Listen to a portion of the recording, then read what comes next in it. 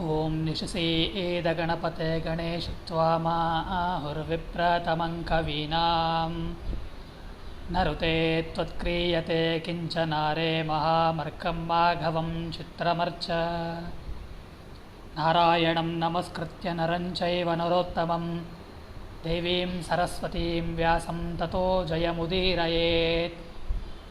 ಜಯತಿ ಹರಿರಚಿಂತ್ಯಃ ಸರ್ವದೇವೈಕವಂದ್ಯಃ ಪರಮಗುರುರಭೀಷ್ಟಾವಾಪ್ತಿತಃ ಸಜ್ಜನಾನಾಂ ನಿಖಿಲಗುಣಗಣಾರ್ಣೋ ನಿತ್ಯನಿರ್ಮುಕ್ತದೋಷಃ ಸರಸಿಜನಯನೋऽಸೌ ಶ್ರೀಪತಿರ್ಮಾನದೂನಃ. ನಮೋऽಸ್ತು ತಾತ್ವಿಕಾ ದೇವಾಃ ವಿಷ್ಣುಭಕ್ತಿಪರಾಯಣಾಃ ಧರ್ಮಮಾರ್ಗೇ ಪ್ರೇರಯಂತು ಭವಂತಃ ಸರ್ವ ಏವ ಹಿ. ವಕ್ರತುಂಡಮಹಾಕಾಯ ಸೂರ್ಯಕೋಟಿಸಮಪ್ರಭಾ ನಿರ್ವಿಘ್ನಂ ಕುರು ಮೇ ದೇವ ಸರ್ವಕಾರ್ಯೇಷು ಸರ್ವದಾ. ಆನಂದತೀರ್ಥೋಪದಿಷ್ಟೋ ನಿಧಿರ್ನಾರಾಯಣಃ ಸ್ವಯಃ ಪ್ರದರ್ಶಿತೋ ಯೇನ ಸಮ್ಯಕ್ ಜಯತೀರ್ಥಂ ತಮಾಶ್ರಯೇ. ನೌಮಿನ್ಯಾಯ ಸುಧಾಧಿಕೃಜ್ಜಯಮುನೀನ್ ಶ್ರೀಪಾದರಾಟ್ಸನ್ಮುನೀನ್ ವ್ಯಾಸಾರ್ಯಾನ್ ವಿಬುಧಾಗಮಾಬ್ಧಿವಿಹರಾನ್ ಶ್ರೀವಾದಿರಾಜಾನಪಿ ವಂದೇಹಂ ಸವರಾನ್ ರಘೂತ್ತಮಗುರೂನ್ ವೈದಧ್ಯವಾರಾಂ ನಿಧೀನ್. ಶ್ರೀಸತ್ಯವ್ರತರಾಘವೇಂದ್ರಮುನಿಪಾನ್ ಸದ್ಬೋಧಸತ್ಯಾನಪಾನ್ ವಿದ್ಯಾಯಾಂ ವಿಬುಧಾಚಾರ್ಯಂ ವೇದಜ್ಞಾನಾಬ್ಧಿಚಂದಿರಂ ದುರ್ಮತತ್ವಾಂತಮಾರ್ತಾಂಡಂ ಸತ್ಯಧ್ಯಾನಮುನಿಂ ಭಜೆ. ಸತ್ಯಾಭಿಜ್ಞಕರಾಬ್ಜೋತ್ತಾನ್ ಪಂಚಾಶತ್ವರ್ಷಪೂಜಕಾನ್ ಸತ್ಯಪ್ರಮೋದತೀರ್ಥಾರ್ಯಾನ್ ನೌಮಿನ್ಯಾಯ ಸುಧಾರತಾನ್. ಶಾಸ್ತ್ರೇಷು ಪಾರದೃಶ್ವಾನಂ ಶಾಸ್ತ್ರಜ್ಞೇಷು ಚ ವತ್ಸಲಂ ದೀನಭಕ್ತೋದ್ಧಾರಕರಂ ಸತ್ಯಾತ್ಮಾನಂ ಗುರುಂ ಭಜೆ. ವಿದ್ಯಾಪೀಠವಿದಾತಾರಂ ವಿದ್ಯಾವಾರಿಧಿಚಂದಿರಂ ವಿದ್ಯಾರ್ಥಿವತ್ಸಲಂ ವಂದೇ ಮಹಾಮಹಿಮಸದ್ಗುರುಂ. ಲೌಕಿಕಾಲೌಕಿಕಫಲಲಕ್ಷಣಾಮೃತದೋಹಿನೀಂ ಗುರುವನುಗ್ರಹರೂಪಾಂ ತಾಂ ಕಾಮಧೇನುಮುಪಾಸ್ಮಹೇ. ಶ್ರೀಗುರುಭ್ಯೋ ನಮಃ. ಹರಿ ಓಂ.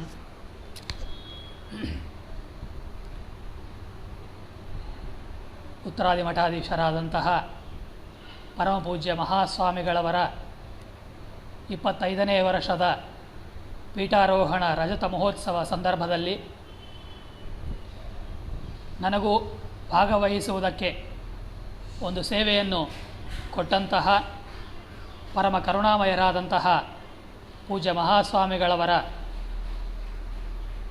ಪಾದಾರವಿಂದಗಳಲ್ಲಿ ಭಕ್ತಿ ಶ್ರದ್ಧಾಪೂರ್ವಕ ಅನಂತ ಅನಂತ ಅನಂತ ಶಿರಸಾಷ್ಟಾಂಗ ನಮಸ್ಕಾರಗಳನ್ನು ಸಮರ್ಪಣೆ ಮಾಡ್ತಾ, ಪೂಜ್ಯ ನಮ್ಮ ಸ್ವರೂಪೋದ್ಧಾರಕ ಗುರುಗಳ ಪರಮಾನುಗ್ರಹದಿಂದ ನನಗೆ ಕೊಟ್ಟಂತಹ ವಿಷಯವನ್ನು, ವಟಸಾವಿತ್ರಿ ವ್ರತದ ಮಾಹಾತ್ಮ್ಯವನ್ನು ನಿಮ್ಮ ಮುಂದೆ ಹೇಳಲಿಕ್ಕೆ ಪ್ರಯತ್ನ ಮಾಡ್ತಾ ಇದ್ದೇನೆ.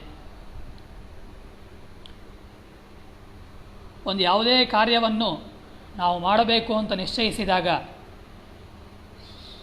ಅದರ ಹಿನ್ನೆಲೆಯನ್ನು ಸರಿಯಾಗಿ ತಿಳಿದುಕೊಂಡು ಅರ್ಥಾನುಸಂಧಾನಪೂರ್ವಕವಾಗಿ ಆ ಕಾರ್ಯವನ್ನು ಮಾಡಿದಾಗ ಮಾತ್ರ ಫಲ ದೊರಕುತ್ತದೆ ಅಂತನ್ನುವುದು ಲೋಕಸಿದ್ಧ. ಅದನ್ನೇ ಉಪನಿಷತ್ ಹೇಳುತ್ತದೆ, ಯದೇವ ವಿದ್ಯೆಯ ಶ್ರದ್ಧೆಯ ಉಪನಿಷದ ಕರೋತಿ ತದೇವ ವೀರ್ಯವತ್ತರಂ ಭವತಿ. ಯಾವುದನ್ನು ಶ್ರದ್ಧೆಯಿಂದ ಅದರ ಹಿನ್ನೆಲೆ ಏನಿದೆ, ಅದರ ಅರ್ಥ ಏನಿದೆ, ನಾವು ಅನ್ನುವಂತಹ ಉಚ್ಚರಿಸುವಂತಹ ಮಂತ್ರಗಳ ಅರ್ಥ ಏನು, ಇದನ್ನು ಯಾರಿಗೆ ಸಮರ್ಪಣೆ ಮಾಡುವುದಕ್ಕಾಗಿ ಮಾಡಬೇಕು, ಯಾವ ಅಪೇಕ್ಷೆಯಿಂದ ಮಾಡಬೇಕು, ಇದೆಲ್ಲವನ್ನು ಸರಿಯಾಗಿ ಅರ್ಥ ಮಾಡಿಕೊಂಡು ಆ ಕರ್ಮವನ್ನು ಮಾಡಿದಾಗಲೇ ಅದು ಯಶಸ್ವಿಯಾಗ್ತದೆ. ವೀರ್ಯವತ್ತರಂ ಭವತಿ ಅಂತ ಹೇಳಿದ್ದರಿಂದಾಗಿ ಇವತ್ತಿನ ದಿನ ಪರಮ ಪವಿತ್ರ ದಿನ, ವಟಸಾವಿತ್ರಿ ವ್ರತದ ದಿನ, ವಟಸಾವಿತ್ರಿ ಹುಣ್ಣಿಮೆ ಅಂತಂತಾರೆ. ಅಂತಹ ಈ ಪವಿತ್ರ ದಿನದಲ್ಲಿ ಎಷ್ಟೋ ಜನ ಸುಮಂಗಳೆ ಸ್ತ್ರೀಯರು ತಮ್ಮ ತಮ್ಮ ಪತಿಯರ ಗಂಡಂದಿರ ದೀರ್ಘವಾದಂತಹ ಆಯುಷ್ಯವನ್ನು ಪಡೆಯುವುದಕ್ಕಾಗಿ ವ್ರತವನ್ನು ಮಾಡಿದ್ದಾರೆ, ಪೂಜಾದಿಗಳನ್ನು ಮಾಡಿದ್ದಾರೆ.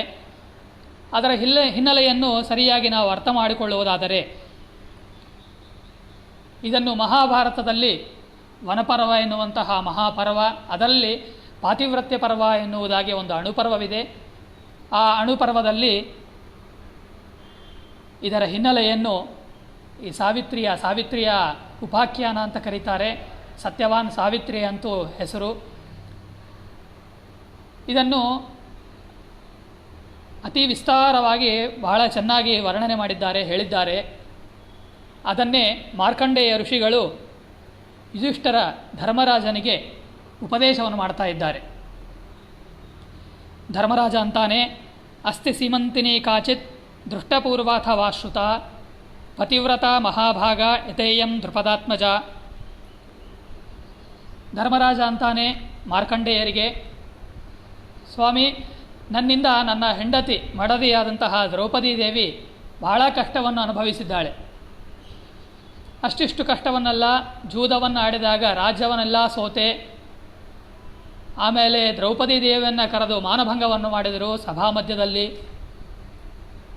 ಮಾನಭಂಗ ಅಂತಂದರೆ ಏನೋದು? ಸ್ತ್ರೀಯರಿಗೆ ಅತಿ ಕೆಟ್ಟ ಒಂದು ಅಪಮಾನ ಇತ್ಯಾದಿಯಾಗಿ ಅನೇಕ ದುಃಖ ಪೀಡಿತಳಾಗಿದ್ದಾಳೆ ದ್ರೌಪದಿ ದೇವಿ. ಅದೆಲ್ಲ ಕೇವಲ ನನ್ನಿಂದ ಉಂಟಾಗಿದೆ ಅವಳಿಗೆ ಈ ದುಃಖ. ಹಾಗಾಗಿ ಈ ದುಃಖದ ಪರಿಹಾರ ಹೇಗೆ ಆಗಬೇಕು? ಹೀಗೆ ದುಃಖವನ್ನು ಅನುಭವಿಸಿದಂತಹ ಯಾರಾದರೂ ಪತಿವ್ರತರು ಇದ್ದಾರೆಯಾ? ಅವರ ಬಗ್ಗೆ ನಮಗೆ ತಿಳಿಸಿ ಅಂತ ಕೇಳಿದಾಗ ಆಗ ಮಾರ್ಕಂಡೇಯರಂತಾರೆ, ಸರ್ವಮೇತದ್ ಯಥಾ ಪ್ರಾಪ್ತಂ ಸಾವಿತ್ರ್ಯ ರಾಜಕನ್ಯೆಯ ಆಸೀನ್ ಮದ್ರೇಶು ಧರ್ಮಾತ್ಮ ರಾಜ ಪರಮಧಾರ್ಮಿಕ. ಹೌದಪ್ಪ, ಹೇಳ್ತೀನಿ. ಮದ್ರ ದೇಶ ಎನ್ನುವುದಾಗಿ ಒಂದು ದೇಶ ಇದೆ. ಅಲ್ಲಿ ಪರಮಧಾರ್ಮಿಕನಾದಂತಹ ಒಬ್ಬ ರಾಜ, ಅವನ ಹೆಸರು ಅಶ್ವಪತಿ ಎನ್ನುವಂತಹ ರಾಜ. ಆ ಅಶ್ವಪತಿ ಮದುವೆಯಾಗಿ ಎಷ್ಟೋ ದಿನಗಳವರೆಗೆ ಅವನಿಗೆ ಸಂತಾನ ಇಲ್ಲದೇ ಇದ್ದದರಿಂದಾಗಿ ಬಹಳ ದುಃಖಿತನಾಗಿದ್ದಾನೆ. ಆಗ ಅವನು ಮನಸ್ಸಿನಲ್ಲಿ ಒಂದು ಸಂಕಲ್ಪ ಮಾಡಿಕೊಂಡ. ಏನು ಅಂತಂದರೆ, ನಾನು ಇವತ್ತಿನಿಂದ ಆರಂಭ ಮಾಡಿಕೊಂಡು ಒಂದು ವ್ರತವನ್ನು, ನಿಯಮವನ್ನು ಅನುಷ್ಠಾನ ಮಾಡ್ತೇನೆ. ಏನು ಅಂತಂದರೆ, ಅಖಂಡವಾಗಿ ಗಾಯತ್ರಿ ಜಪವನ್ನು ಮಾಡಬೇಕು. ಗಾಯತ್ರಿ ಜಪವನ್ನು ಮಾಡ್ತಾ 1,00,000 ಗಾಯತ್ರಿ ಜಪ, ಅದಕ್ಕೆ ತಕ್ಕಂತೆ ಹೋಮವನ್ನು, ಆಹುತಿಯನ್ನು ಹಾಕಿ ಸವಿತೃನಾಮಕ ಸೂರ್ಯಾಂತರ್ಗತ ನಾರಾಯಣನಿಗೆ ಸಮರ್ಪಣೆ ಮಾಡಬೇಕು ಎನ್ನುವುದಾಗಿ ಸಂಕಲ್ಪಿಸಿದ್ದಾನೆ. ಅದಕ್ಕೆ ತಕ್ಕಂತೆ ನಿತ್ಯವೂ ಕೂಡ ಗಾಯತ್ರಿ ಜಪವನ್ನು ಮಾಡ್ತಾ ಇದ್ದಾನೆ. ಪರಿಮಿತ ಆಹಾರ, ಎಷ್ಟು ಬೇಕೋ ಅಷ್ಟನ್ನು ಮಾತ್ರ ಉಣ್ಣುವುದು, ಉಳಿದದ್ದೆಲ್ಲವೂ ಕೂಡ ಗಾಯತ್ರಿ ಜಪಕ್ಕಾಗಿಯೇ ಸಮಯವನ್ನು ಮೀಸಲಿಟ್ಟಿದ್ದಾನೆ. ಹೀಗೆ ಮಾಡ್ತಾ ಮುಂದೆ ಹೋದಂತೆ ಕೇವಲ 6 ದಿನಗಳಿಗೆ ಒಮ್ಮೆ ಊಟ ಮಾಡುವುದು. ಷಷ್ಠೇ ತದಾ ಕಾಲೇ ಬಭೂವ ಮಿತಭೋಜನ. ಅದು ಕೂಡ ಕೇವಲ ಮಿತಭೋಜನ, ಸ್ವಲ್ಪೇ ಊಟ ಮಾಡೋದು. ಯಾಕೆ? ಮತ್ತೆ ಆಲಸ್ಯ, ನಿದ್ರೆ ಇತ್ಯಾದಿಗಳು ಬಂದೇ ಬರ್ತವೆ. ಹಾಗಾಗಿ ಹೆಚ್ಚಿನ ಭೋಜನವನ್ನು ಮಾಡದೇನೆ 6 ದಿನಗಳಿಗೆ ಒಮ್ಮೆ ಊಟವನ್ನು ಮಾಡ್ತಾ ಈ ರೀತಿಯಾಗಿ ವ್ರತವನ್ನು ಅನುಷ್ಠಾನ ಮಾಡ್ತಾ ಇದ್ದಾನೆ. ಹೀಗೆ ಒಂದಲ್ಲ ಎರಡಲ್ಲ 18 ವರ್ಷಗಳವರೆಗೆ ಈ ರೀತಿಯಾಗಿ ಮಾಡಿದ್ದಾನೆ. ಪೂರ್ಣೇ ತ್ವಷ್ಟಾದಶೇ ವರ್ಷೇ ಸಾವಿತ್ರಿ ತುಷ್ಟಿಮಭ್ಯಗಾತ್. ಆಗ ಈ 18 ವರ್ಷಗಳ ಕಾಲ ಪೂರ್ಣ ಮುಗಿದು ಹೋಗಿದೆ. ಆಗ ಸಾವಿತ್ರಿ ದೇವಿ ಸ್ವಯಂ ಬ್ರಹ್ಮದೇವರ ಮಡದಿಯಾದಂತಹ ಸಾವಿತ್ರಿ ಎಂಥವಳವಳು ಅಂತಂದರೆ, ನಾವೇನು ಗಾಯತ್ರಿ ಮಂತ್ರದ ಜಪವನ್ನು ಮಾಡ್ತೇವೆ, ಆ ಗಾಯತ್ರಿ ಮಂತ್ರಕ್ಕೆ ಮುಖ್ಯ ಅಧಿಷ್ಠಾನಭೂತಳಾದಂತಹ, ಮುಖ್ಯ ಅಭಿಮಾನಿನಿಯಾದಂತಹ ಬ್ರಹ್ಮದೇವರ ಮಡದಿ ಸಾವಿತ್ರಿ ದೇವಿ. ಅವಳಿಗೆ 3 ಹೆಸರುಗಳು, ಒಂದೇ ರೂಪ, ಆದರೂ ಅವಳಿಗೆ 3 ಹೆಸರು: ಗಾಯತ್ರಿ, ಸಾವಿತ್ರಿ, ಸರಸ್ವತಿ ಎನ್ನುವುದಾಗಿ 3 ಹೆಸರುಗಳು. ಅದರಲ್ಲಿ ಸಾವಿತ್ರಿ ಎನ್ನುವಂತಹ ರೂಪದಿಂದ ಅವಳು ಪ್ರತ್ಯಕ್ಷಳಾಗಿದ್ದಾಳೆ. ತುಷ್ಟಿಯಿಂದ ಸಂತೋಷಭರಿತಳಾಗಿ ಅವನ ಮುಂದೆ ಬಂದಿದ್ದಾಳೆ. ಹೇಗೆ ಬರ್ತಾಳೆ ಅಂತನ್ನುವುದನ್ನು ಹೇಳುತ್ತದೆ ಮಹಾಭಾರತ. ಅಗ್ನಿಹೋತ್ರ ಸಮುತ್ತಾಯ ಹರ್ಷೇಣ ಮಹತಾನ್ವಿತ. ಅಗ್ನಿಹೋತ್ರವನ್ನು ಮಾಡ್ತಾ ಇದ್ದಾನೆ ರಾಜ. ಸರಿಯಾಗಿ ಆ ಹೋಮದ ಕುಂಡದಿಂದ ಎದ್ದು ಬಂದಿದ್ದಾಳೆ. ಬಂದು, ನಾನು ಬಹಳ ಸಂತುಷ್ಟಳಾಗಿದ್ದೇನೆ. ನೀನು ಮಾಡಿದಂತಹ ಜಪ, ಹೋಮ, ಉಪವಾಸಾದಿ ವ್ರತಗಳಿಂದ ನಾನು ಸಂತುಷ್ಟಳಾಗಿ ನಿನಗೆ ವರವನ್ನು ಕೊಡಬೇಕು ಅಂತ ನಿಶ್ಚಯಿಸಿದ್ದೇನೆ. ಹಾಗಾಗಿ ವರವನ್ನು ಕೊಡ್ತೇನೆ, ಕೇಳು ಅಂತಂದಾಗ, ವರಂ ಋಣೀಶ್ವಾಶ್ವಪತೆ ಮದ್ರರಾಜ ಯಥೇಪ್ಸಿತಂ ನ ಪ್ರಮಾದಶ್ಚ ಧರ್ಮೇಶು ಕರ್ತವ್ಯಸ್ಥೆ ಕಥಂಚನ. ಏನಿದೆ, ಹಾಗಾದರೆ ನಮಗೆ ರಾಜರು ನಮ್ಮ ರಾಜ್ಯ ಮುಂದೆ ಒರೆಯಬೇಕು ಅಂತಾದರೆ ಉತ್ತಮವಾದ ಸಂತಾನ ಬೇಕು, ಅದನ್ನು ಬಿಟ್ಟು ಮತ್ತೇನು ಕೇಳಲಿ, ಹಾಗಾಗಿ ಸಂತಾನವನ್ನು ನನಗೆ ಕೊಡು ಅಂತ ಕೇಳಿದ್ದಾನೆ. ಸಂತಾನಂ ಹಿ ಪರೋಧರ್ಮ. ಹಾಗೆ ಸಂತಾನವನ್ನು ಕೊಡು ಅಂತ ಕೇಳಿದಾಗ ಸಾವಿತ್ರಿ ದೇವಿ ಅಂತಾಳೆ, ಆಗಲೇ ಅವಶ್ಯ ತಥಾಸ್ತು, ಉತ್ತಮ ಸಂತಾನವಾಗ್ತದೆ, ನಿನಗೇನು ಚಿಂತೆ ಮಾಡಬೇಡ ಅಂತ ಹೇಳಿದ್ದಾಳೆ. ಅಲ್ಲಿ ಒಂದು ಮಾತನ್ನು ಹೇಳ್ತಾಳೆ ಸಾವಿತ್ರಿ ದೇವಿ, ನ ಪ್ರಮಾದಶ್ಚ ಧರ್ಮೇಶು ಕರ್ತವ್ಯಸ್ಥೆ ಕಥಂಚನ. ಎಂದಿಗೂ ಕೂಡ ನೀನು ಧರ್ಮವನ್ನು ಶ್ರದ್ಧಾದಿಂದ ಭಕ್ತಿಯಿಂದ ಮಾಡ್ತಾ ಇದ್ದಿ, ಆ ಧರ್ಮಾಚರಣೆಯನ್ನು ನಿನ್ನಿಂದ ಅಖಂಡವಾಗಿ ನಡೆಯುವಂತೆ ಆಗಲಿ. ಯಾವುದೇ ಪ್ರಮಾದದಿಂದಲೂ ಕೂಡ ನೀನು ನಿನ್ನ ಧರ್ಮದಿಂದ ಚ್ಯುತನಾಗಬೇಡ, ಧರ್ಮವನ್ನು ಎಂದಿಗೂ ತ್ಯಾಗ ಮಾಡಬೇಡ, ಆ ಧರ್ಮದಿಂದಲೇ ನಿನಗೆ ಯಶಸ್ಸು ಸಿಗ್ತದೆ ಅಂತೆಲ್ಲವನ್ನು ಹೇಳಿದ್ದಾಳೆ. ಭಾಗವತದಲ್ಲಿ ಒಂದು ಮಾತು ಬರ್ತದೆ ಧರ್ಮದ ಬಗ್ಗೆ ಹೇಳುವಾಗ, ಸಪ್ತಮ ಸ್ಕಂದದಲ್ಲಿ ನರಸಿಂಹದೇವರ ಅವತಾರ ಎಲ್ಲವೂ ಆಗಿದೆ, ಕೊನೆಗೆ ನಾರದರು ಉಪದೇಶ ಮಾಡ್ತಾರೆ. ಆಗ ಹೇಳ್ತಾರೆ ಅಧರ್ಮ ಅಂತನ್ನುವುದು 5 ವಿಧವಾಗಿದೆ ಅಂತ ಹೇಳ್ತಾರೆ. ವಿಧರ್ಮ ಪರಧರ್ಮಶ್ಚ ಆಭಾಸ ಉಪಮಾಚಲ ಅಧರ್ಮ ಶಾಖ ಪಂಚೇಮ ಧರ್ಮಜ್ಞೋ ಅಧರ್ಮವತ್ಯಜೇತ್. ಇದರಲ್ಲಿ ವಿಧರ್ಮ ಅಂತಂದರೆ ಪೂರ್ತಿಯಾಗಿ ಧರ್ಮವನ್ನು ಬಿಟ್ಟು ಬಿಡುವುದು. ಪರಧರ್ಮ ಅಂತಂದರೆ 4 ವರ್ಣದವರಿಗೆ ಒಂದೊಂದು ಧರ್ಮವನ್ನು ಹೇಳಿದ್ದಾರೆ. ಅವರವರು ಸರಿಯಾಗಿ ತಮ್ಮ ತಮ್ಮ ವರ್ಣಾಶ್ರಮಗಳಿಗೆ ತಕ್ಕಂತೆ ಧರ್ಮಾಚರಣೆಯನ್ನು ಮಾಡಬೇಕು ಅಂತ ಹೇಳಿದ್ದಾರೆ. ಬ್ರಾಹ್ಮಣರು ಜಪ ತಪ ಕರ್ಮಾನುಷ್ಠಾನ, ಅದರಲ್ಲೂ ವಿಶೇಷವಾಗಿ ಶಾಸ್ತ್ರಗಳ ಅಧ್ಯಯನ ಪಾಠ ಪ್ರವಚನ ಇವುಗಳನ್ನೇ ಧರ್ಮ ಎನ್ನುವುದಾಗಿ, ಬ್ರಾಹ್ಮಣರ ಧರ್ಮ ಎನ್ನುವುದಾಗಿ ತಿಳಿಸಿಕೊಟ್ಟಿದೆ. ಕ್ಷತ್ರಿಯರ ಧರ್ಮ ಅವರ ಬಾಹುಗಳಿಂದ ಚೆನ್ನಾಗಿ ಯುದ್ಧವನ್ನಾಡಿ ಎದುರುಗಡೆ ಇರುವಂತಹ ಶತ್ರುಗಳನ್ನು ಸೋಲಿಸಿ ತಮ್ಮ ರಾಜ್ಯವನ್ನು ರಕ್ಷಣೆ ಮಾಡಿಕೊಳ್ಳಬೇಕು, ಪ್ರಜೆಗಳನ್ನು ರಕ್ಷಣೆ ಮಾಡಬೇಕು, ಇದೇ ಅವರ ಪರಮಧರ್ಮವಾಗಿದೆ.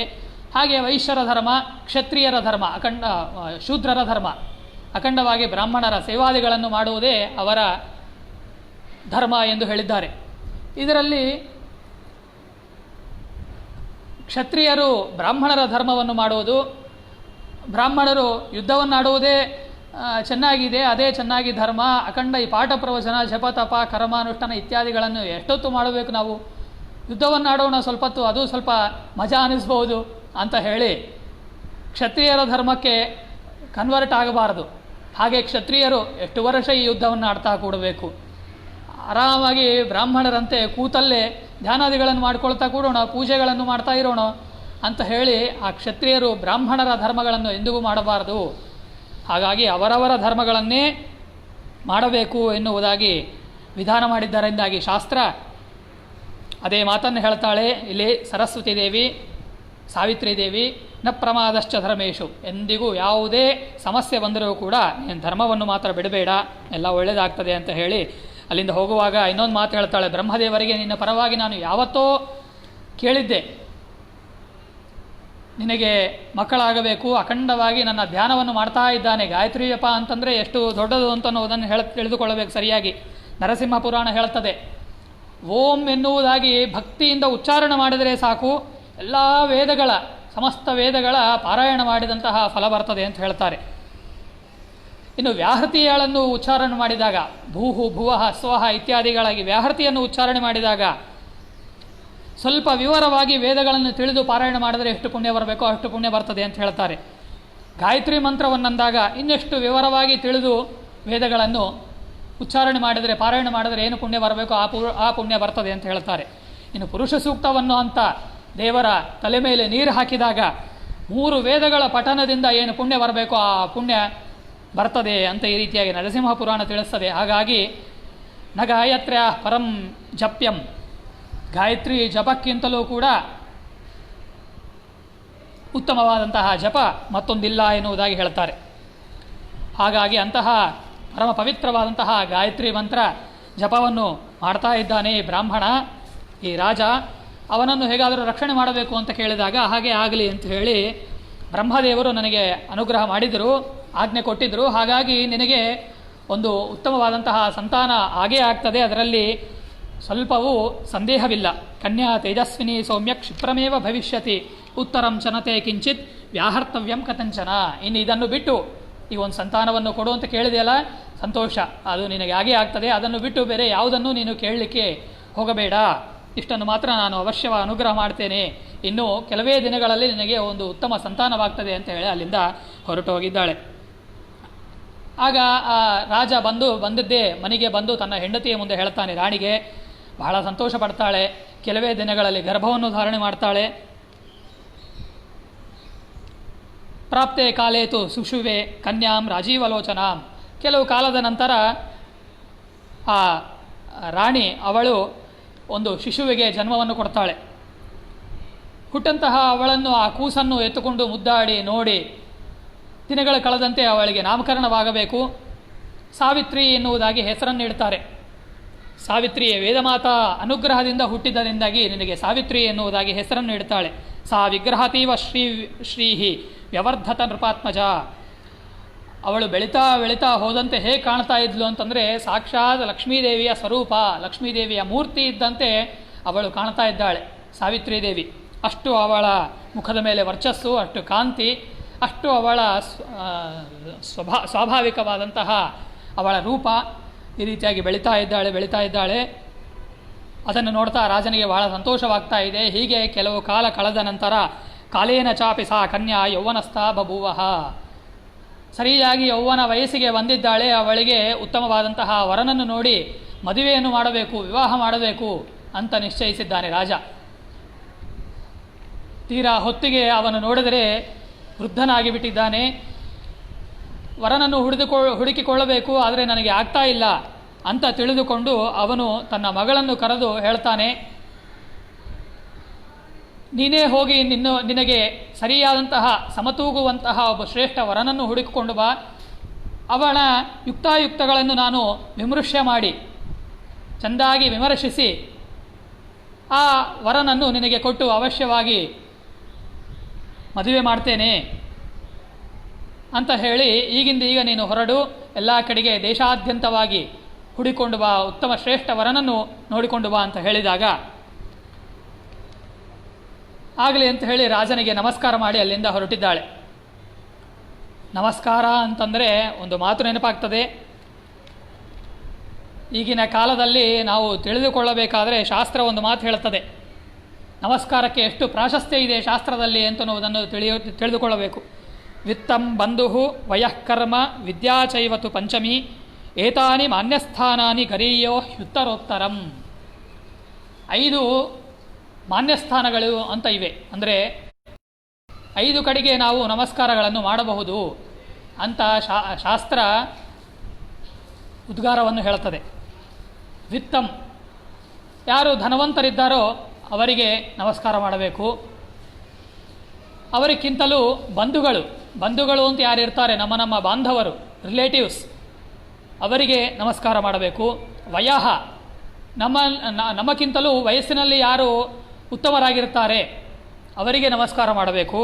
ಕರ್ಮ, ಅಖಂಡವಾಗಿ ಹೋಮಾದಿಗಳು, ಯಜ್ಞಾದಿಗಳು, ತಪಸ್ಸು ಇತ್ಯಾದಿ ಕರ್ಮಗಳನ್ನು ಮಾಡ್ತಾ ಇರ್ತಾರೆ, ಅವರು ಬಹಳ ಶ್ರೇಷ್ಠ, ಅವರಿಗೆ ನಮಸ್ಕಾರ ಮಾಡಬೇಕು. ಇನ್ನು ಕೊನೆಯದಾಗಿ ವಿದ್ಯಾ, ಯಾರು ವಿದ್ಯಾವಂತರಾಗಿರ್ತಾರೆ ಅವರಲ್ಲಿ ಈ ಯಾವ ಗುಣಗಳು ಇದ್ದರೂ ಬಿಟ್ಟರು, ಧನ ಇಲ್ಲದೇ ಇದ್ದರೂ, ಬಂಧುಗಳಲ್ಲದೇ ಇದ್ದರೂ, ವಯಸ್ಸಿನಲ್ಲಿ ಹಿರಿಯರಾಗಿರಬಹುದು, ಕಿರಿಯರಾಗಿರಬಹುದು, ಇನ್ನು ಕರ್ಮವನ್ನು ಮಾಡುವವರಿರಲಿ ಮಾಡದೇ ಇರುವವರಿರಲಿ, ಒಳ್ಳೆ ವಿದ್ಯಾವಂತನಾಗಿದ್ದ ಅಂತಂದರೆ ಅವನಿಗೆ ಅವಶ್ಯವಾಗಿ ನಮಸ್ಕಾರ ಮಾಡಬೇಕು ಅಂತ ಹೇಳಿ ಏತಾನಿ ಮಾನ್ಯಸ್ಥಾನಾನಿ, ಇವು ಮಾನ್ಯಸ್ಥಾನಗಳು. ಈ 5 ಮರ್ಯಾದೆ, ಉತ್ತಮವಾದಂತಹ ಮರ್ಯಾದೆಯನ್ನು ಅವರಿಗೆ ಕೊಡುವಂತಹ ಸ್ಥಾನಗಳು. ಇವುಗಳಲ್ಲಿ ಒಂದಕ್ಕಿಂತಲೂ ಒಂದು ಗರೀಯೋ ಹ್ಯುತ್ತರೋತ್ತರಂ. ಹಣವಿದ್ದವರಕ್ಕಿಂತಲೂ ಬಂಧುಗಳು ಉತ್ತಮ, ಬಂಧುವರಕ್ಕಿಂತಲೂ ವಯಸ್ಸಿನಲ್ಲಿ ಉತ್ತಮರು, ಹಿರಿಯರು ಉತ್ತಮರು, ಇನ್ನು ಕರ್ಮವನ್ನು ಮಾಡುವವರು ಉತ್ತಮರು ಅವರಿಗಿಂತಲೂ, ಕರ್ಮವನ್ನು ಮಾಡುವವರಕ್ಕಿಂತಲೂ ಕೂಡ ವಿದ್ಯಾವಂತ, ಒಳ್ಳೆ ಪಂಡಿತ, ಶ್ರೇಷ್ಠ ಧಾರ್ಮಿಕ ವ್ಯಕ್ತಿ, ಸದಾಚಾರಿ, ದೊಡ್ಡ ಗುರುವಾಗಿದ್ದ ಅಂತಂದರೆ ಅವನು ಇನ್ನೂ ಅತ್ಯುತ್ತಮ. ಹಾಗಾಗಿ ಅವನಿಗೆ ಈ ರೀತಿಯಾಗಿ ನಮಸ್ಕಾರಗಳನ್ನು ಹೇಳಿದ್ದಾರೆ. ನಮಸ್ಕಾರಕ್ಕೆ ಎಷ್ಟು ಪ್ರಾಶಸ್ತ್ಯವಿದೆ. ಹಾಗಾಗಿ ಯಾವಾಗೋ ವರ್ಷಕ್ಕೊಮ್ಮೆ ನಮಸ್ಕಾರ ಮಾಡೋಕ್ಕಿಂತಲೂ, ಯಾವುದೋ ಹುಣ್ಣಿಮೆ ಅಮಾವಾಸ್ಯೆ ಬಂದ ಮಾತ್ರಕ್ಕೆ ನಮಸ್ಕಾರ ಮಾಡೋಕ್ಕಿಂತಲೂ ನಿತ್ಯವಾಗಿಯೂ ಕೂಡ ಬೆಳಗ್ಗೆ ಎದ್ದ ಕೂಡಲೇ ಮೊದಲಿಗೆ ಮನೆಯಲ್ಲಿ ಇರುವಂತಹ ಹಿರಿಯರಿಗೆ, ತಂದೆ ತಾಯಿಗಳಿಗೆ ಆಗಬಹುದು, ಮತ್ತಾರೇ ಬಂಧುಗಳಾಗಿರಬಹುದು, ಜ್ಯೇಷ್ಠರಾಗಿರಬಹುದು, ಅವರಿಗೆ ಅವಶ್ಯವಾಗಿ ನಮಸ್ಕಾರ ಮಾಡಬೇಕು ಎನ್ನುವುದನ್ನು ನಾವು ತಿಳಿದುಕೊಳ್ಳಬೇಕು ಎನ್ನುವುದಾಗಿ ಶಾಸ್ತ್ರ ವಿಧಾನ ಮಾಡ್ತದೆ. ಹಾಗಾಗಿ ರಾಜನು ಈ ಮಾತು ಹೇಳಿದ ಕೂಡಲೇ ಸಾವಿತ್ರಿ ದೇವಿ ಅವನಿಗೆ ನಮಸ್ಕಾರ ಮಾಡಿ ಅಲ್ಲಿಂದ ಹೊರಡ್ತಾಳೆ. ಹೋಗುವಾಗ ರಾಜ ಇನ್ನೊಂದು ಮಾತಂತಾನೆ, ಅಪ್ರದಾತ ಪಿತಾವಾಚ್ಯೋ ವಾಚ್ಯಶ್ಚ ಅನುಪಶ್ಯನ್ ಪತಿ ಮೃತೆ ಭರ್ತರಿ ಪುತ್ರಶ್ಚ ವಾಚ್ಯೋ ಮಾತುರರಕ್ಷಿತ. ಮಹಾಭಾರತ ತಿಳಿಸ್ತದೆ, ಅಪ್ರದಾತ ಪಿತಾವಾಚ್ಯ, ಯಾವ ಕನ್ಯೆಯನ್ನು ಯೋಗ್ಯ ವಿವಾಹದ ವಯಸ್ಸಿಗೆ ಬಂದಂತಹ ಕನ್ಯೆಯನ್ನು ಮನೆಯಲ್ಲಿ ಇಟ್ಟುಕೊಂಡು ಹಾಗೆಯೇ ಇರ್ತಾನೆ ತಂದೆ, ತಂದೆಯಾದಂತಹ ವ್ಯಕ್ತಿ ಸರಿಯಾಗಿ ವರನಿಗೆ ಕೊಟ್ಟು ಅನುಗ್ರಹ ಮದುವೆಯನ್ನು ಮಾಡದೇ ಇದ್ದರೆ ಹಾಗೇ ಮನೆಯಲ್ಲಿ ಇಟ್ಟುಕೊಂಡ್ರೆ ಅವರನ್ನು ದೇವತೆಗಳು ಬೈತಾರೆ ಅಂತೆ. ಹಾಗೆ ಇನ್ನೊಂದು ವಾಚ್ಯಶ್ಚ ಅನುಪಯನ್ಪತಿ ಯಾವ ಗಂಡ ತನ್ನ ಹೆಂಡತಿಗೆ ಅನುಕೂಲನಾಗದೆ ಕೇವಲ ಮನೆಯಲ್ಲೇ ಇದ್ದು ಇರ್ತಾನೆ ಅವನನ್ನು ದೇವತೆಗಳು ಬೈತಾರೆ ಅಂತೆ. ಹಾಗೆ ಇನ್ನೊಂದು ಮಾತು, ಮೃತೆ ಭರ್ತರಿ ಪುತ್ರಶ್ಚ ವಾಚ್ಯೋ ಮಾತುರರಕ್ಷಿತ. ಗಂಡ ಸತ್ತು ಹೋದ ಅಂತಾದರೆ ಕಾಲ ಹೊಂದಿದ ಗಂಡ ಸತ್ತು ಹೋದಾಗ ಹೆಂಡತಿ ಒಬ್ಬಂಟಿಗಳಾಗಿ ಬಿಡ್ತಾಳೆ. ಅವಳನ್ನು ತನ್ನ ಮಕ್ಕಳು ರಕ್ಷಣೆ ಮಾಡದೆ ಯಾವುದೋ ಆಶ್ರಮಗಳಿಗೆ ಕಳಿಸದೆ ಎಲ್ಲೋ ಬೇರೆಯವರ ಮನೆಯಲ್ಲಿ ಇಟ್ಟೆ ಹಾಗೆಲ್ಲ ಮಾಡಿದರೆ ದೇವತೆಗಳು ಬೈತಾರೆ ಅಂತ ಈ ರೀತಿಯಾಗಿ ಬಹಳ ಉತ್ತಮವಾದಂತಹ ಮಾತನ್ನು ಹೇಳಿ, ಹಾಗಾಗಿ ನೀನು ಯೋಗ್ಯ ವಯಸ್ಸಿಗೆ ಬಂದು, ಹಾಗಾಗಿ ನೀನೇ ಹೋಗಿ ನಿನ್ನ ಗಂಡನನ್ನು ವರನನ್ನು ಹುಡುಕಿಕೊಂಡು ಬಾ ಅಂತ ಹೇಳಿ ಕಳಿಸಿದಾಗ ಅವಳು ಹೋಗಿದ್ದಾಳೆ. ಉತ್ತಮವಾದಂತಹ ಬಂಗಾರ ರಥವನ್ನು ಇಟ್ಟುಕೊಂಡಿದ್ದಾಳೆ. ಅವಳ ರಕ್ಷಕರಾಗಿ ರಾಜಭಟರೆಲ್ಲರೂ ಕೂಡ ಇದ್ದಾರೆ. ಚತುರಂಗ ಸೈನ್ಯವನ್ನು ಕರೆದುಕೊಂಡು ತಾನು ಹೊರಟು ಹೋಗಿದ್ದಾಳೆ. ಈಚೆ ನಾರದರು ಸರಿಯಾಗಿ ತನ್ನ ಆಶ್ರಮಕ್ಕೆ ಬಂದಿದ್ದಾರೆ. ರಾಜನ ಆಶ್ರಮಕ್ಕೆ, ಮದ್ರಾ ದೇಶದ ಆ ರಾಜನ ಆಸ್ಥಾನಕ್ಕೆ ಬಂದಿದ್ದಾರೆ ನಾರದರು. ಅವರನ್ನು ಕರೆದುಕೊಂಡು ಸರಿಯಾಗಿ ಮಹರ್ಷಿಗಳು, ಗುರುಗಳು, ಮಹಾನುಭಾವರು ಬಂದಿದ್ದಾರೆ ಅಂತ ತಿಳಿದು, ಇದೇ ಒಂದು ಒಳ್ಳೆ ಸಮಯ ಅಂತ ತಿಳಿದು ಅವನಿಗೆ ಅರ್ಘ್ಯಪಾದ್ಯಾದಿಗಳನ್ನು ಉಪಚಾರಗಳನ್ನು ಮಾಡಿ ಒಳ್ಳೆ ಆಸನವನ್ನು ಕೊಟ್ಟು ಅಲ್ಲಿ ಕೂಡಿಸಿದ್ದಾನೆ. ನಾರದರಂತಾರೆ, ನಿನ್ನ ಮನೆಯಲ್ಲಿ ಒಂದು ಉತ್ತಮ ಕನ್ಯೆ ಇದ್ಲು ಅಂತ ನೋಡಿದ್ದೆ, ಕೇಳಿದ್ದೆ, ಅವಳೆಲ್ಲಿ ಕಾಣಿಸ್ತಾ ಇಲ್ಲ. ನಚೈನಾಂ ಸಂಪ್ರಯಚ್ಛಸಿ, ಎಲ್ಲಿ ಹೋಗಿದ್ದಾಳೆ ಅಂತ ಕೇಳಿದಾಗ ಆಗ ರಾಜ ಅಂತಾನೆ, ಅಶ್ವಪತಿ, ಅವಳಿಗೆ ಒಂದು ಯೌವನ ವಯಸ್ಸು ಬಂದಿದೆ, ಒಂದು ಉತ್ತಮ ವರನನ್ನು ನೋಡಿ ನಾನು ಮದುವೆ ಮಾಡಬೇಕಾಗಿತ್ತು, ನನಗೆ ಆಗ್ತಾ ಇಲ್ಲ ಅಂತ ಹೇಳಿ ಅವಳನ್ನೇ ಕೊಟ್ಟು ಕಳಿಸಿದ್ದೇನೆ, ನೀನೇ ಹೋಗಿ ವರನನ್ನು ಹುಡುಕೋ ಅಂತ ಹೇಳಿ. ಆದ್ದರಿಂದಾಗಿ ಅವಳು ದೇಶವನ್ನು ಸಂಚಾರ ಮಾಡ್ತಾ ಹೋಗಿದ್ದಾಳೆ, ಬರಬೇಕು, ಹೊತ್ತಾಗಿದೆ, ಬರ್ತಾಳೆ ಅಂತ ಹೇಳಿದ್ದೇ ತಡ ಅಲ್ಲಿಗೆ ಬಂದಿದ್ದಾಳೆ. ಅವಳನ್ನು ನೋಡಿ ನಾರದರು ಮಾತನಾಡಿಸ್ತಾರೆ. ನಾರದರಿಗೆ ನಮಸ್ಕಾರ ಮಾಡ್ತಾಳೆ. ಹೋಗಿ ಬರುವಾಗ ಇನ್ನೊಂದು ಮಾತನ್ನು ಹೇಳ್ತಾರೆ.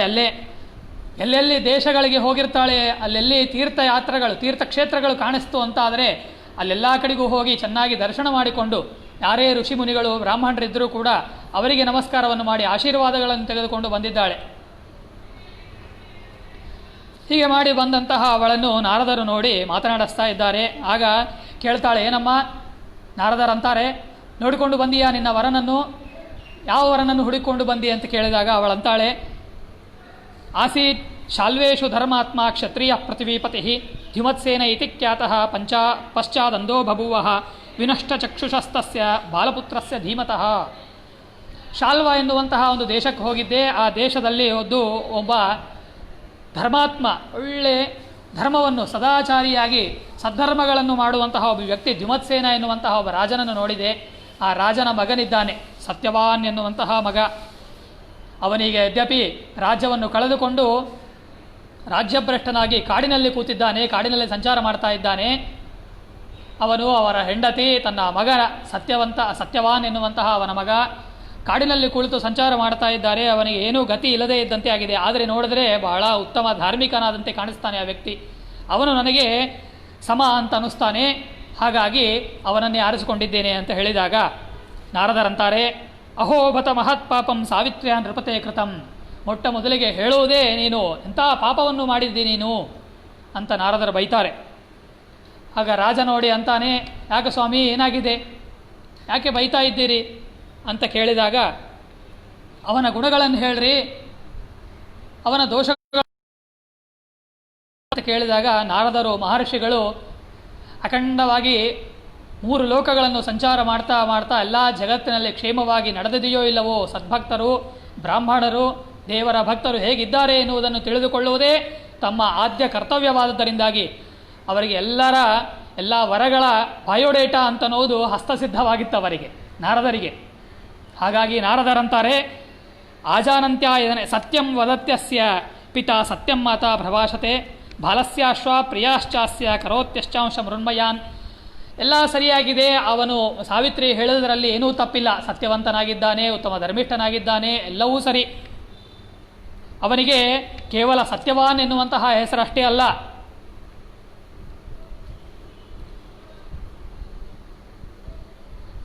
ಸತ್ಯವಾನ್ ಎನ್ನುವಂತಹ ಅಷ್ಟೇ ಹೆಸರಲ್ಲ, ಅವನಿಗೆ ಚಿತ್ರಾಶ್ವ ಎನ್ನುವುದಾಗಿಯೂ ಒಂದು ಹೆಸರಿದೆ ಅಂತ ಹೇಳ್ತಾರೆ ನಾರದರು.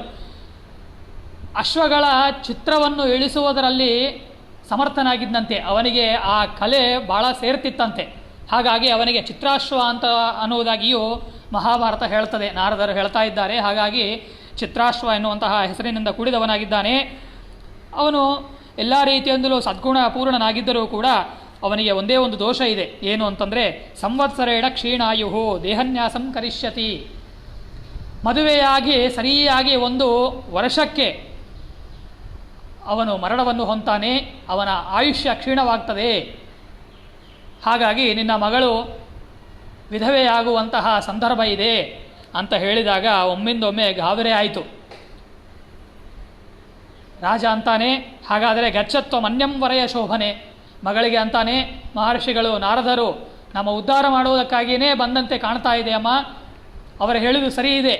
ಹಾಗಾಗಿ ಆ ವರನನ್ನು ಬಿಟ್ಟು ಮತ್ತೊಬ್ಬ ವರನನ್ನು ಹುಡುಕೊಂಡು ಬಾ, ಅವನೆಂಥವನೇ ಇದ್ದರೂ ಕೂಡ ಶ್ರೇಷ್ಠನಾಗಿದ್ದರೆ ನಾನು ನಿನಗೆ ಕೊಟ್ಟು ಮದುವೆ ಮಾಡ್ತೇನೆ ಅಂತಂದಾಗ ಸಾವಿತ್ರಿ ಅಂತಾಳೆ. ಎಂಥ ಉತ್ತಮ ಮಾತನ್ನು ಹೇಳ್ತಾಳೆ ನೋಡ್ರಿ. ಅವಳು ಸ್ವಯಂ ತನ್ನ ಕಿವಿಯಿಂದ ಕೇಳಿದ್ದಾಳೆ ನಾರದರ ಮಾತನ್ನು, ಕಣ್ಣಿನಿಂದ ನೋಡ್ತಾ ಇದ್ದಾಳೆ ನಾರದರು ಹೇಳುವುದನ್ನು. ಅಷ್ಟಾದರೂ ಅವಳಿಗೆ ಧೈರ್ಯ ಅಂತನ್ನುವುದು ಎಷ್ಟು ತುಂಬಿ ಹೋಗಿದೆ, ಅವಳ ಭರವಸೆ ಎಷ್ಟಿದೆ ನೋಡ್ರಿ. ಮದುವೆ ಮಾಡಿಕೊಳ್ಳುವಂತಹ ಏನು ವರ ಇದ್ದಾನೆ, ಆ ವರನಿಗೆ ಒಂದೇ ವರ್ಷ ಜೀವಂತನಾಗಿರ್ತಾನೆ. ಆ ವರ ಹಿಂದಲೇ ಗಂಡ ಸತ್ತು ಹೋಗ್ತಾನೆ ಅಂತ ಹೇಳಿದರೂ ಕೂಡ ಅವಳಿಗೆ ಸ್ವಲ್ಪವೂ ಭಯ ಇಲ್ಲ. ಆಶ್ಚರ್ಯ, ಬಹಳ ಒಂದು ಮುಖ್ಯವಾದಂತಹ ಮಾತನ್ನು ಹೇಳ್ತಾಳೆ. ಏನಂತಾಳೆ ಅಂದರೆ ಸಕೃತಂಶೋ ನಿಪತತಿ ಸಕೃತ್ ಕನ್ಯಾ ಪ್ರದೀಯತೆ ಸಕೃತಾಹ ದದಾನೀತಿ ತ್ರೀಣ್ಯೇತಾನೆ ಸಕೃತ. ನೋಡಪ್ಪ ತಂದೆ, ಒಂದು ಗಿಡದಿಂದ ಒಂದು ಹಣ್ಣೋ ಟೊಂಗೆಯೋ ಮುರಿದು ಬೀಳಬೇಕಾದರೆ ಕೇವಲ ವರ್ಷಕ್ಕೆ ಒಂದು ಬಾರಿ ಮಾತ್ರ ಬೀಳಲು ಸಾಧ್ಯ. ಯಾಕೆ ಅಂತಂದರೆ ಈಗ ಮಾವಿನ ಹಣ್ಣು ನೋಡ್ತೇವೆ, ಅದು ಕೇವಲ ಈ ಕಾಲದಲ್ಲಿ ಮಾತ್ರ ಬರಲು ಸಾಧ್ಯ. ಸದಾಕಾಲ ಯಾವಾಗಲೂ ತಿಂಗಳಿಗೊಮ್ಮೆ ಹಣ್ಣು ಕೊಡ್ತದೆಯಾ? ಇಲ್ಲ, ಅದು ಸಾಧ್ಯ ಇಲ್ಲ, ವರ್ಷಕ್ಕೆ ಒಮ್ಮೆ ಮಾತ್ರ. ಸಕೃತ್ ಕನ್ಯಾ ಪ್ರದೀಯತೆ, ತಂದೆಯಾದವನು ತನ್ನ ಮಗಳನ್ನು ಒಂದೇ ಬಾರಿ ಕೇವಲ ಕನ್ಯಾದಾನವನ್ನು ಮಾಡ್ತಾನೆ, 10 ಬಾರಿ ಯಾರೂ ಮಾಡುವುದಿಲ್ಲ. 3 4 ಕನ್ಯಾ ಇದ್ದವರು ಬೇರೆ, ಆದರೆ ಒಬ್ಬಳೇ ಕನ್ಯೆಯನ್ನು ಮಾತ್ರ ಒಬ್ಬನಿಗೇ ಕೊಟ್ಟು ಮದುವೆ ಮಾಡ್ತಾನೆ ರಾಜ, ತನ್ನ ತಂದೆಯಾದವನು. ಹಾಗೆ ಸಕೃತಾಹ ದದಾನೀತಿ, ಒಂದೇ ಬಾರಿ ದಾನವನ್ನು ಕೊಡುವುದು ಇರ್ತದೆ ಹೊರತು ಆ ದಾನವನ್ನು ಕೊಟ್ಟದ್ದನ್ನು ಹೇಗೆ ಮಾಡಲಿಕ್ಕೆ ಸಾಧ್ಯ? ಸರಿ ಅನಿಸುವುದಿಲ್ಲ. ಹಾಗೆ ದೀರ್ಘಾಯುರತ ಅಲ್ಪಾಯು ಸಗುಣೋ ನಿರ್ಗುಣೋಪಿವ, ದೀರ್ಘಾಯುಷ್ಯಕನಾಗಲಿ ಅಲ್ಪಾಯುಷ್ಯಕನಾಗಲಿ ನಾನು ಆ ವರನಿಗೆ ಮಾತು ಕೊಟ್ಟಿದ್ದೇನೆ, ನನ್ನ ಮನಸಾರೆ ಅವನನ್ನು ಇಷ್ಟಪಟ್ಟಿದ್ದೇನೆ. ಹಾಗಾಗಿ ಇದು ಒಂದೇ ಬಾರಿ ಆಗಲು ಸಾಧ್ಯ. ಮನಸಾ ನಿಶ್ಚಯಂ ಕೃತ್ವ, ಮನಸ್ಸಿನಿಂದ ನಿಶ್ಚಯಿಸಿಕೊಂಡಿದ್ದೇನೆ, ಆದ್ದರಿಂದಾಗಿ ಬೇಕಾದಾದರೂ ಕೂಡ ನಾನು ಅವನನ್ನೇ ಮದುವೆ ಆಗ್ತೇನೆ ಅಂತ ಹೇಳಿದ್ದಾಳೆ. ಇಷ್ಟು ಹೇಳಿದ ಕೂಡಲೇ ನಾರದರಂತಾರೆ, ಆಯಿತು, ಸ್ಥಿರ ಬುದ್ಧಿರ್ ನರಶ್ರೇಷ್ಠ ಸಾವಿತ್ರ್ಯ ದುಹಿತಸ್ತವ, ನಿನ್ನ ಮಗಳು ಗಟ್ಟಿಯಾಗಿ ನಿಶ್ಚಯ ಮಾಡಿಕೊಂಡು ಬಿಟ್ಟಿದ್ದಾಳೆ, ಹಾಗಾಗಿ ಅವಳನ್ನು ದುಃಖಗೊಳಿಸಬೇಡ, ಹಾಗೆ ಆಗಲಿ, ಅವಶ್ಯವಾಗಿ ಮದುವೆ ಮಾಡಿಕೊಡು, ಎಲ್ಲ ಒಳ್ಳೆಯದಾಗಲಿ ಅಂತ ಹೇಳಿ ಆಶೀರ್ವಾದವನ್ನು ಮಾಡ್ತಾರೆ. ಅವಿಘ್ನಮಸ್ತು ಸಾವಿತ್ರ್ಯ ಪ್ರಧಾನೇ ದುಹಿತಸ್ತವ ಸಾಧಯಿಷ್ಯಾಮಹೇ ತಾವತ್ ಸರ್ವೇಷಾಂ ಭದ್ರಮಸ್ತುವಃ, ಭದ್ರವಾಗಲಿ, ಎಲ್ಲ ಕಲ್ಯಾಣವಾಗಲಿ, ಮಂಗಳವಾಗಲಿ ಅಂತ ಹೇಳಿ ಪರಿಪೂರ್ಣವಾಗಿ ಆಶೀರ್ವಾದವನ್ನು ಮಾಡಿ ಅಲ್ಲಿಂದ ಹೊರಟು ಹೋಗಿದ್ದಾರೆ ನಾರದರು. ಸರ್ವಂ ವೈವಾಹಿಕ ಮಕಾರಯತ, ಆಗ ರಾಜ ಕೂಡಲೇ ಆಗಿಂದಾಗ ಅವಳನ್ನು ಕರೆದುಕೊಂಡು ಮೇಧ್ಯಾರಣ್ಯ ಎನ್ನುವುದಾಗಿ ಒಂದು ದೊಡ್ಡ ಅರಣ್ಯ, ಅರ್ಥಾತ್ ಆ ರಾಜ ಇರುವಂತಹ ಸ್ಥಳಕ್ಕೆ ಹೋಗಿದ್ದಾನೆ. ಸತ್ಯವಾನ್ ಅವನ ತಂದೆ ತಾಯಿ ಇರುವಂತಹ ಸ್ಥಳಕ್ಕೆ, ಅರಣ್ಯಕ್ಕೆ ಹೋಗ್ತಾನೆ. ಹೋಗಿ ಅವರನ್ನು ಭೇಟಿಯಾಗ್ತಾನೆ. ದ್ಯುಮತ್ಸೇನ ರಾಜನಿಗೆ ಅಂತಾನೆ, ನೋಡಪ್ಪ, ನಿನ್ನ ಮಗನನ್ನು ಇಷ್ಟಪಟ್ಟಿದ್ದಾಳೆ ನನ್ನ ಮಗಳು, ಅವಳನ್ನು ಕೊಟ್ಟು ಮದುವೆ ಮಾಡಬೇಕು ಅಂತ ವಿಚಾರ ಮಾಡಿದ್ದೇನೆ, ಹಾಗಾಗಿ ನೀನು ಅದಕ್ಕೆ ಒಪ್ಪಿ ನನ್ನ ಮಗಳನ್ನು ಸ್ವೀಕಾರ ಮಾಡಬೇಕು ಅಂತ ಹೇಳಿದಾಗ ದ್ಯುಮತ್ಸೇನ ಅಂತಾನೆ, ಚ್ಯುತಾಸ್ಮ ರಾಜ್ಯ